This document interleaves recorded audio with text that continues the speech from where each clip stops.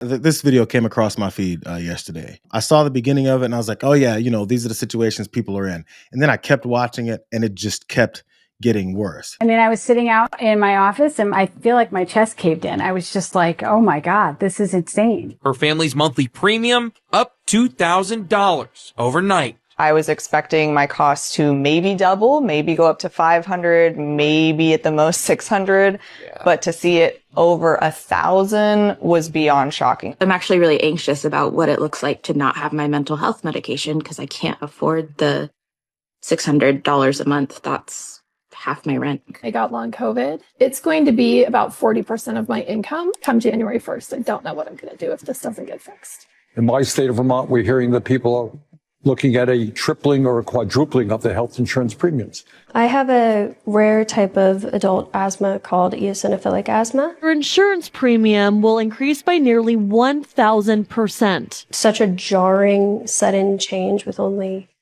maximum 2 months warning. It's hard to imagine. We currently pay $282 and some change. I just logged on this past week and I was finally able to see what the premiums are going to go up to. And if we keep the same plan, it'll go up to $1,003 a month for just health insurance. So $4,170 a month, what would that be for you for a whole year? So $50,000 a year. Can you afford that? No. It just comes at the cost of my financial future in a way. We will subsidize it out of our savings account until we can sell the house. This is unspeakable. This issue of the expiring enhanced tax credits needs to be solved like yesterday. I don't want you guys to forget. This is all happening and everyone else is being blamed and that program and the third. And we know Republicans are targeting the ACA, but they don't want to talk about it very much. Those are the real life stories of people that they're writing off as just saying, maybe fraud, waste, and abuse. Maybe you should get a job, or that's not really happening to you is one of the main things that they keep saying. So even though it's happening to them, what's the next step you can take when the people that you're supposed to be telling to represent you give you a couple of middle fingers? Hey, here's this liar. Here he is doing his normal talking points in response to their lives. First of all, the Unaffordable Care Act has failed the American people. It did exactly the opposite of what they all promised as it would do. The Democrats broke the American health care system. The reason your premiums are skyrocketing is because they have terrible policies, and one of them is subsidizing insurance companies. That's what this COVID-era subsidy was all about. Remember, the Democrat Party created this on their own. They're the ones that put the expiration date on it, December 31 of this year, because they knew it was a boondoggle. There was no way they could justify that being permanent policy. So what we have said is if there was going to be an extension of that, it would need massive reforms. You need some income caps on that. You should not be subsidizing health care for wealthy people. And also, you need all sorts of reforms on it. You need high protections on those things and other innovations. So the Republican Party has known this is going to expire at the end of the year, as everyone in Congress has. We were always preparing to work through that in a deliberative fashion through October, November, December. But ironically, the Democrats, because of their shenanigans, took a lot of the time off the clock on that for us to do it. So we're working on it in earnest. It is the Republican Party that will bring down healthcare costs, not the Democrats. Do you guys remember what the healthcare was like before the ACA came along? And when the ACA was being debated, how much Republicans, their stance was nothing. But Mike Johnson, that's why their answer was nothing. It's also why many of these Republican states sabotaged the exchanges for Medicare access through the ACA for their states so that people could suffer. Let's not forget how they went about it. They were a part of giving input into how the ACA was going to come together so that they could sabotage it, make it look bad, at least as bad as it could possibly be. It definitely wasn't what the full argument from people like Bernie Sanders was, which was universal health care for folks. So all this talk about what Mike Johnson wants to change, we shouldn't be subsidizing rich people's health care. Rich people should be paying their taxes, just like middle-class people should be paying their taxes. And then after those taxes get paid, your contributions to this country based off of the amount of money that you've made, those things would go into our system. And yes, rich people could have access to our healthcare system as well. Why not? They're paying for it. Instead, we make a bunch of loopholes that are available for people like Donald Trump to not pay their taxes. And then when they don't, they say, how come all these poor people are dealing with all these issues? So as you heard, the purpose is to bash the ACA, which, again, you can do that. There's lots of issues with it. Afterwards, what is your plan? Let's see if this guy has one. Subsidizing the insurance companies is not the answer because it just drives the cost up even further. So we need to look at the root causes. The Republican Party is the party that is working on that, has been working on it, and has more ideas going forward. We got to bring down the costs. And you can do that in a responsible way that also increases access and quality of care. And we got notebooks full of ideas on how to do that. We got to build consensus around it. Notebooks of ideas. All he's got is notebooks of ideas full of stuff on it, and it's teeming. Like, our notebooks are overflowing. We can't figure out how to organize all these plans. For that whole month, over a month that they had off, it's weird how he wasn't telling his people to come up with some ideas and some plans, maybe put something down on paper, maybe give them something they could answer for after their demands are met about how they want Democrats, which they did, to fold to them and give them all their power back to continue screwing people over. Obviously, we're not going to be on a conference call explaining all of our plans and strategies for healthcare reform because they're leaked in real time. Literally, when I have a conference call with all my members, it's tweeted out by journalists. They're supposed to be private, but they're not. And so Marjorie knows that. She knows she can come into my office any day at any hour, and I'll lay out everything for her. The committees of jurisdiction, the people who specialize in all of this, have been working on this around the clock for a long time. In fact, we published 60 or 70 pages of healthcare reform ideas in 2019 when I was the chair of the Republican Study Committee, the largest caucus in Congress. Our ideas have been out there for a long time. We're formulating the final plan that will bring down premiums. Here's this guy, Representative Pat Harrigan. He got the talking point as well to talk about the ACA. And I guess they need to develop some talking point better than fraud, waste, and abuse as their answer.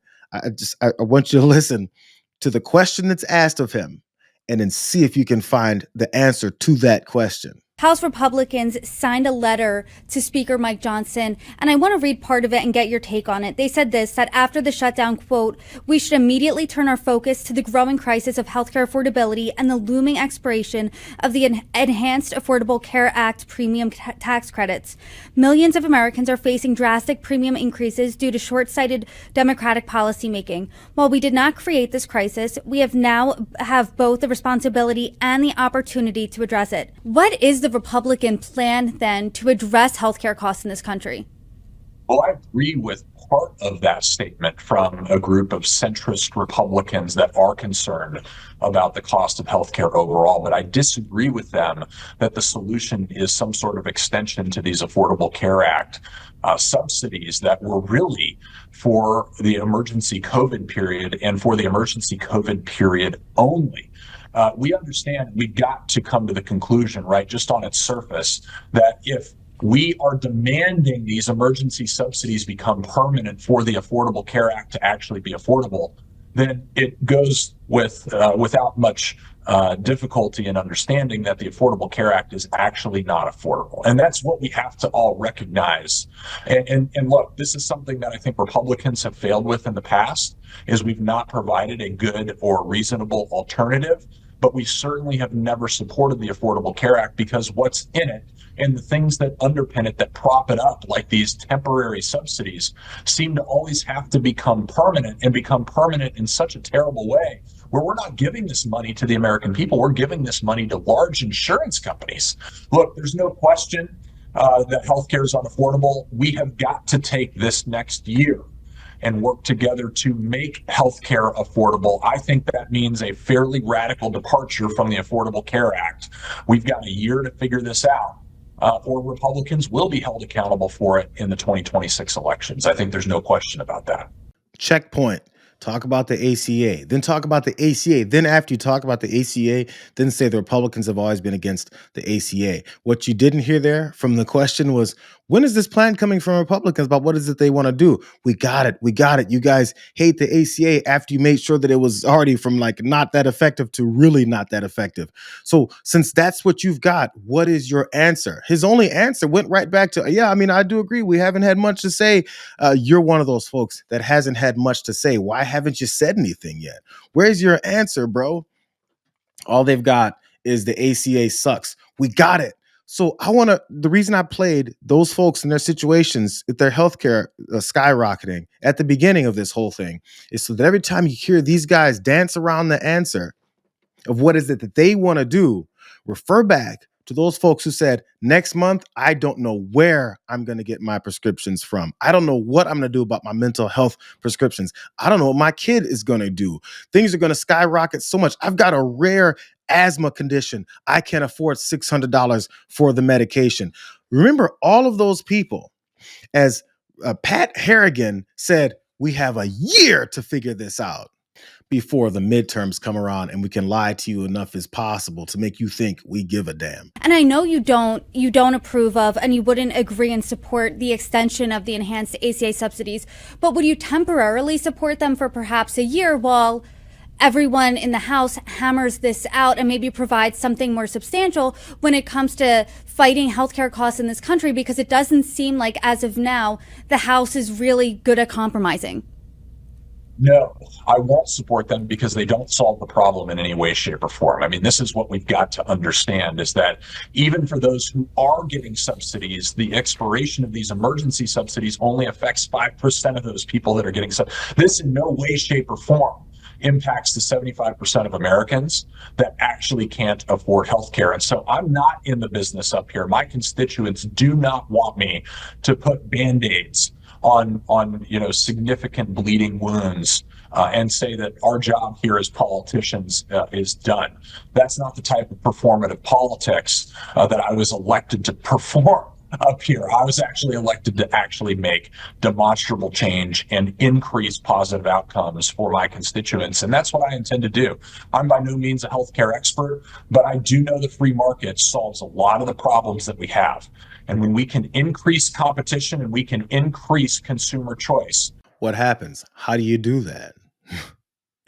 And what makes these insurance companies that you say have a free market that pays so many politicians to do their bidding?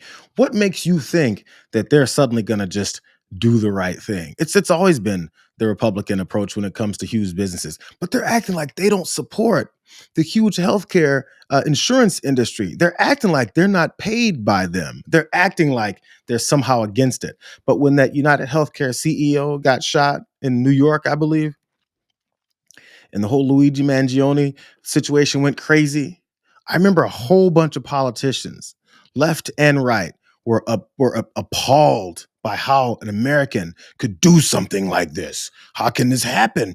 We've really gone off the rails. I can't understand why people would go after a healthcare CEO. But now, look how they're talking about the healthcare industry as if they're against it. But when someone took matters in their own hands after they got screwed around by that same healthcare industry, they were like, what's the world coming to? These are our brightest and our best. You see how the pretzel keeps twisting and we're not supposed to understand what is it they're doing to us?